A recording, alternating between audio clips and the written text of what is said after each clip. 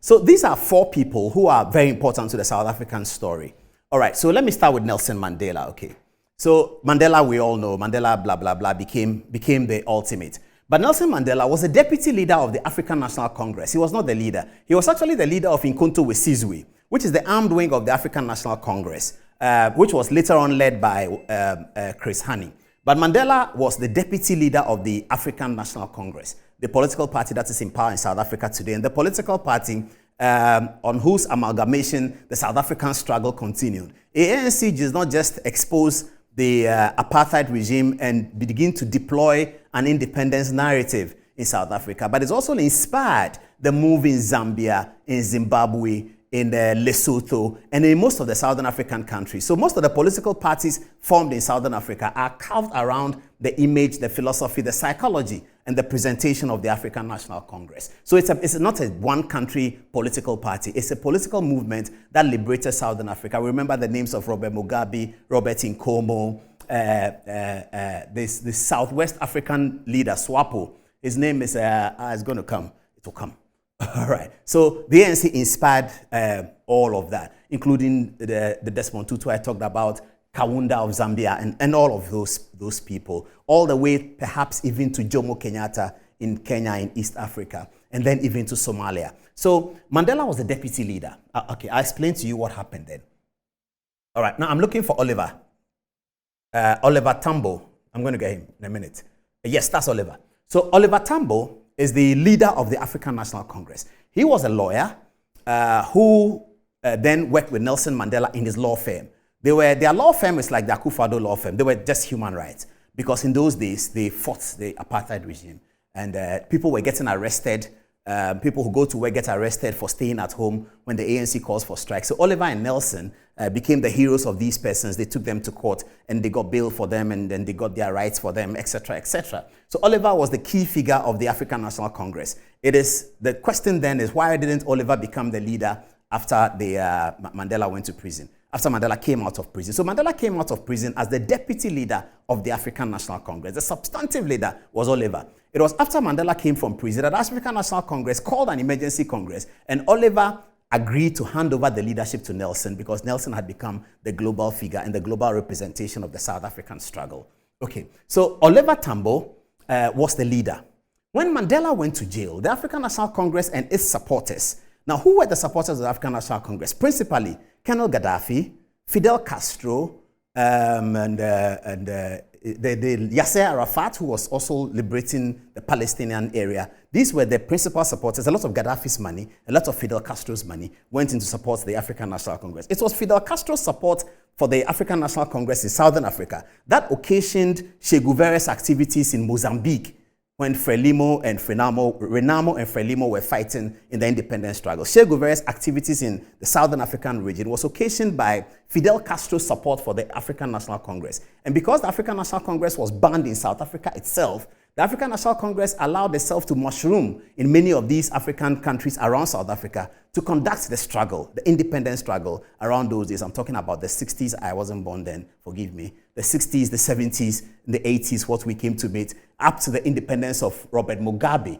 And that is why the celebrated reggae musician Bob Marley played the song Africans Are Liberate Zimbabwe in 1980. He was talking about Zimbabwe, but the song was Africans Are Liberate Zimbabwe. It was about that. So the ANC is a major issue in South Africa and in Southern Africa. It's not simple. And so Oliver Tambo is not simple.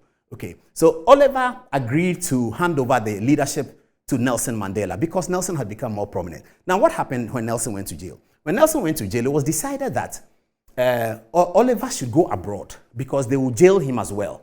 So he left to London, and that's when he left with some of the people. So some of the activists, those who were in school, the late teenagers and the 20-year-olds, they all exited with Oliver to London. They were exiled in London, and their base was the School of Oriental and African Studies, the University of London, SOAS, where I studied. That was the base of the South African exiles. And so SOAS conducts a lot of these African fora and all of that since the 60s because they hosted the liberating stragglers from South Africa. And a lot of them went to SOAS. Mbeki went to SOAS. All of them studied there.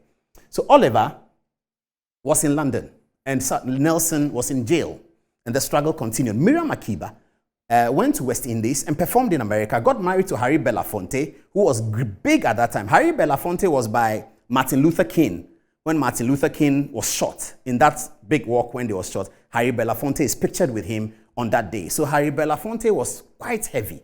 And Harry Belafonte dedicated his popularity and his music to the liberation of Africa and the liberation of the black people. And that's why they were well connected to Kwame Nkrumah. And Harry Belafonte married Miriam Makeba. So Miriam Makeba's image was bigger, and she had used that and applied that to support the liberation struggle back in her home South Africa. So that was what the South African struggle was about. Oliver was in England. So when Nelson went to jail, Nkonto Wesizwe, which is the armed wing of the African National Congress, heavily supported by Colonel Gaddafi and his arms, was sort of going to die. So Chris Hani became the leader of Nkonto Wesizwe. It's important. Keep an eye on Chris Hani. I'm telling you the South African story. He became, and get me Shosholoza, by the way, stand by, I'll take it again. Chris became the leader of Nkonto Wesizwe. It's translated to mean the spear of the nation. It was the arm wing of the South African National Congress. And it was Nkonto's activities that actually took Mandela to jail. So Chris became the leader of Nkonto. To be leader of Nkonto, Chris was not completely safe in Soweto. So he was in Soweto sometimes, he's in Harare sometimes, he's in Bulawayo sometimes, in Zimbabwe, he's in Lusaka sometimes, and he's running around the place. He's connecting with Colonel Gaddafi all the time. And that, you can now understand why Gaddafi was so dear to Nelson Mandela. Okay, so this is Chris Hani, right? And Oliver is gone. Walter Sisulu is mixed race, you can see. And in those days, it's not very easy for a mixed race person to dedicate his brain, I think he was an economist, to dedicate his brain and his support to the African National Congress. He was not going to be captured by the white people. He was not going to be blocked as a black person because he's their man. But Walter Sisulu chose the more difficult path. He could have lived his life as a South African white, Dutch, British, and be okay, but he associated with the struggles of Nelson Mandela. He associated with the African National Congress. And out of Walter Sisulu has been born some of the white people with the ANC, like Trevor Manuel, who is the eternal finance minister of the country, he was Mandela's finance minister, he was Thabo Mbeki's finance minister, only Jacob Zuma sacked him. But Trevor Manuel became a great South African white politician with the African National Congress, and that story came down from Walter Sisulu. So this is Walter Sisulu. Now these are the people, I say they are the 4 South African Quartet. Let me now finish the story. Walter Sisulu was the one that gave the African National Congress its international globalized image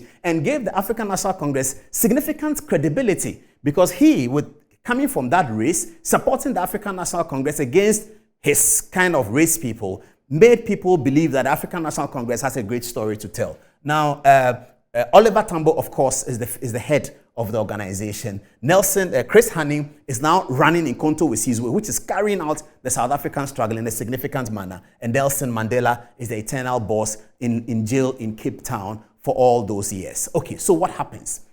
Mandela comes from jail. So I've given you the story of Oliver Tambo, why he's important. Now Mandela is out of jail. The party leadership has been handed over to Nelson Mandela. But there's no timetable for the South African action. I'm talking about 1994, I believe. This story is 1994. There's a book entitled 8 Days in South Africa, and that's where I'm getting all this information from. And there's another book that was given to us in school. It's entitled The South African Tripod. You can look at it. The South African Tripod. That also tells all the story that I'm saying. So Mr. Mandela is now the leader of the African National Congress.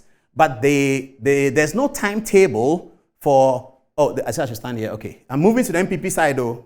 I'm moving to the MPP side. But I want a close-up shot. Perfect. All right. So the African National Congress is unbanned, but there's no timetable for elections, and Mandela is waiting. Then one Saturday morning, Chris Hani is picking up newspapers from outside his home. Chris Hani is a major hero of the South African youth. People like Julius Malema, whom we'll be talking about tonight, they eulogize and idolize Chris Hani. They all were trained by Chris Hani. The current president, what's his name? The South African president, Cyril Ramaphosa, trained by Chris Hani. Jacob Zuma, trained by Chris Hani. Who else can? Tokyo Sexuale, trained by Chris Hani. Everybody was trained by Chris Hani. Because once Mandela went to jail, Chris Hani was the boss. He was running the show. And the African National Congress was banned. But Nkonto was a guerrilla movement, so you cannot really ban it. So that's where the action was. And they were doing a lot of kidnapping here. They were doing things to raise alarm for the purpose of the struggle in South Africa. Chris Hani is picking up newspapers from his home on one Saturday morning, 1994, and he's shot dead. Alarm blows in South Africa. This show, Sholoza song you are hearing, they played it the whole day. Within 1 hour or 2 hours, about 300 white people have been killed. Major bloodbath in South Africa that Saturday morning. Nelson Mandela is in his home, and I'll tell you about the street. He's in his home in Soweto. And then the National Party, that is in power through FW de Klerk, make a phone call to Nelson Mandela and say, Chief, we need to talk to you. Mandela said, what about? He said, you can see what's happening in Johannesburg. We need to talk to you. So Mandela says, okay, talk to me. They said, well, from all our conversations, from all our research, from all our security reports, the only thing that can end the bloodbath in South Africa this Saturday morning is when you, Nelson, speak to the nation on national television. And Nelson said, what do you want me to say? And they said, well, you have to tell your people to stop killing the white people. And we have arrested the one who killed Chris Hani. We have arrested him, and it was a white woman who told us that this is the guy who shot Chris Hani. So it was a white woman who told us that the white man has shot Chris Hani. So we have the information. We have arrested the murderer. Mandela said, I can talk to my people, but you have to give me a timetable. What are we doing? I've come out of jail. I'm sitting at home. What are we doing? Our ANC has been unbanned, but when is the next election? When are we taking power for our people? They said, okay. Mandela said, well, you have to make a decision. So this is around 11 o'clock. Mandela goes away. Mandela is in the company of Ramaphosa, who is president today, Oliver Tambo, Walter Sisulu. Chris Hani is dead, by the way. So everybody's crying. All right. So at about 2 o'clock or 3 o'clock, according to the account, Mandela is called back to the national headquarters in Pretoria. And there in Pretoria, Mandela is told that, okay, so this is the timetable for the election. So registration will start today. Voters will register, The African National Congress can participate in the election. So this is the timetable. Mandela says, thank you. He goes on national television, and you can Google the video. He says that a white man today killed Chris Hani. But it was a white woman who told the police about this white person whose name is so and so, who has killed Chris Hani. We are terribly disappointed, but we are not going to take the whole country down. Now, this is the timetable for elections. He announces the timetable. The African National Congress is able to participate in the election. And so this is what happened in South Africa, and that is why Chris Hani became such an important person in my quartet.